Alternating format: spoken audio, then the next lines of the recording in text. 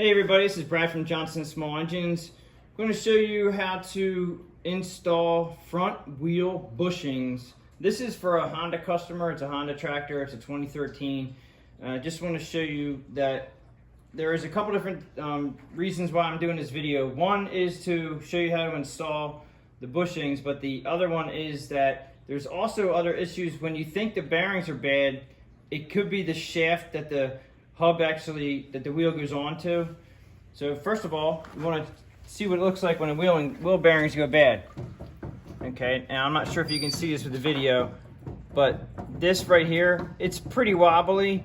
You may be able to get away with a year or two, but you got to keep this greased. The reason why this what happened, because it didn't grease it, and the grease fitting is on the inside here, right here, this little Zerk fitting. The reason why these get all wallowed out is because people don't grease them. You got to grease them once or twice a season, depends on where you live and how much you cut. All right, the front cap, well, let's go back to the tools here. We have a pair of needle nose clip ring pliers, a hook tool that I just used to pop off the cover here, and a couple punches. Don't know if either one of these is going to work. One of these should work, and a nice hammer. And I also, to install the bearings, which is this is a new bearing right here. Now these are bushings. They're not bearings. They're bearings, but they're bushings, I call them, because they're aluminum. They don't have any, like back in the day, they had roller bearings for our wheels. They do not now. So it's real important that you grease your wheels, because it's metal on metal when these front wheels are rolling now, and on a lot of machines until you get up into the high-end machines. But I use this socket to push in. You don't have to use this on a lot of occasions, but if you need to line this up to get them to go in straight, that's good. And I also have the replacement bushings. Now this goes for a lot of different applications. We have a John Deere application of an M123811. We have a AYP, which is actually a Husqvarna. We have Sears, Roper. There's so many front wheel bushings that this actually works on. I say 90% of the tractors out there all take this wheel bushing, and I get them through Rotary. You can go online. That's the Rotary part number right there. I'm not sure if it's going to help everybody out, but you can also go to the John Deere websites. You can go to the Honda websites. You can go to the Husqvarna websites, and they'll all be able to get you a part number. I use aftermarket, but it's just aluminum, so there's really not a really big difference in the aluminum that they're using on the OEMs versus the aftermarkets. All right, so back to the hubcap. You got to get this hubcap off, and it should just pop off. And some of these can be a little bit tricky because they're on there. And actually, this one's going to be a little tricky. Just go around.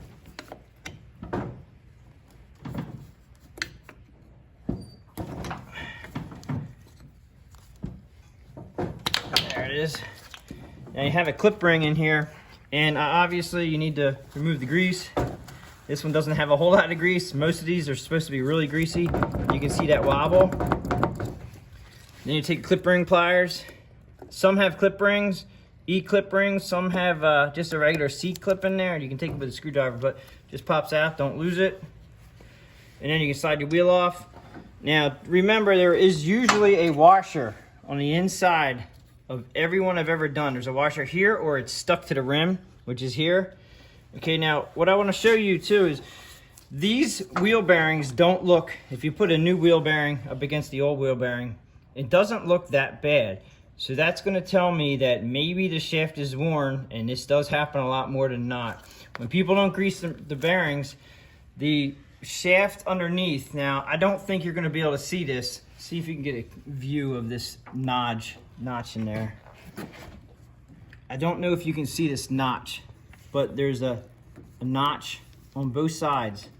This is actually where the metal wore off on the shaft. So technically, we have to replace this whole shaft that comes through the front of the axle.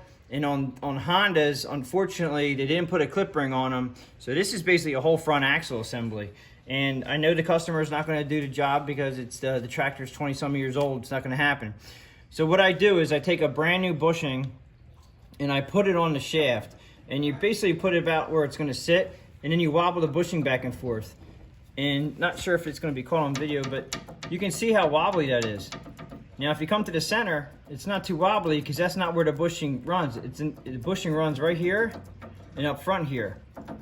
and they're both extremely, this one's gonna sit like this, they're both extremely wobbly. So right here it's telling me, okay, well this needs to be replaced. Unfortunately, he's probably not gonna replace it. And if we do put the front wheel bushings in, now I can mic this out and find out exactly the difference in the dimensions if I wanted to, but I can just tell by looking at them that these bearings really don't need to be replaced. And what we're gonna do is we're gonna put the wheel back on, we're gonna grease it up for him, we're gonna tell him, oh, here we go. I think I just have a washer. You gotta be careful, there's usually washers on one side or the other. There was actually the clip ring. Okay, so the clip ring was actually in my towel. I thought there was a washer on the front that comes off. Sometimes these washers stick to the wheels. They'll stick to the inside. Usually it's the inside one that goes in the backside. Sometimes there is ones on the outside. The American Yard products, the Husqvarnas and the Sears all have them on the outside too. So just be careful you don't lose them. Anyway, so now the second half of this video, I guess I can show you how to remove these bearings, even though we're not going to do the bearings on this side. So let's go remove the bearings. Pretty straightforward though. This bearing is going to pop out this side, so you put it down, and you have one or two of your punches. You can use whatever. I get pretty comfortable. I try to find the edge of the inside of the bearing, okay? And then you're going to take your big hammer, give it a pop or two. All right, it's already coming out right here. I'm going to hit the other side. It just pops out. Okay, so there's the bearing right here. All right, now also on the new bearings and even the old bearings, there's a flat spot right here. And I would suggest putting a flat spot right where the grease fitting is. So when it gets pushed in, you want to make sure that the grease is going to be allowed to go past the bearing and into the hub assembly. So it's important when you put the new bearing in that the flat spot on the new bearing goes with the grease fitting, and that allows the grease to flow through and into the hub. All right, now as far as putting these back in, I want to use the old one because I know I'm not going to be needing the new one. All right, so we're just going to put it in, and it has a flat spot right here. We're going to put the flat spot against the grease fitting, and then you can, if you're careful, you can just use the hammer and tap them in if you have a big enough hammer. And just be careful. As soon as you hear it knocking louder, that usually means that you're flush up against the ridge of the collar of the rim, okay? And you can just check yourself. Don't hit it too hard, but yep, you just check yourself. And then you just do the opposite for getting the other side out, which means you just go through this side, and you're gonna hit it out. You'll feel it starting to go. All right, so this side just popped out right here. Now, I would also suggest too, you can get rid of all that grease that's in the inside, get yourself a screwdriver, some rags, clean all that grease out and start over. Now, on the other side where it doesn't have a grease fitting, you don't have to be too concerned about where the flat spot is on the bearing, because it's not gonna matter. The bearings are all the same, so they're universal to go through both sides. And you just put it back in on the collar if you're using a new one. And again, just have to hit it slightly until you hear it get louder. There it is. And then we're tight against the rim. And then to put it back on, just make sure, I always make sure the valve stem is out on the outside, because normally the valve stems are on the outside. Some tractors back in the day, they had them on the inside, and that was to protect them. Today's tractors, usually all of them are on the outside, so just make sure when you put your tire back on your axle that the valve stem is on the outside, and make sure that you have your washer on. You're gonna put it back on, wipe away the grease, and then you have to find now you may need a pair of E-ring pliers. These have needle nose. And open it up. Make sure it gets into the little crevice to make sure that it's tight, because I've seen people put them on and they don't get them in the crevice in there on the axle, and then the wheel falls off. And then you can clean your cap full of debris. Just clean out your cap right here before you put it on. And the cap should go on they go on pretty tight on the Hondas. I'm just gonna pop it on Don't want to make sure you don't want to crack them. You can crack them pretty easily if you're not careful. That's on there tight. And then most important of all is you're going to grease this back up again. All right, so make sure you grease them in the back. That will also get rid of this wobble too. By greasing them up, fills up that whole hub assembly with grease, and it gets rid of the wobble.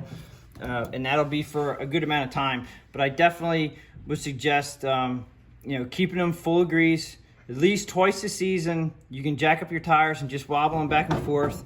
Hopefully, if you grease them correctly when your tractor is brand new and you do it a couple times a season, you won't have this problem ever. This is because grease was, just got pushed out, metal on metal, and now this guy actually has an axle problem with the bearing problems, and that's a bad thing. So this tractor also is over 20 years old too, and it's about to happen at some point in life. If you liked the video, please give it a thumbs up. Please subscribe, and thanks for watching.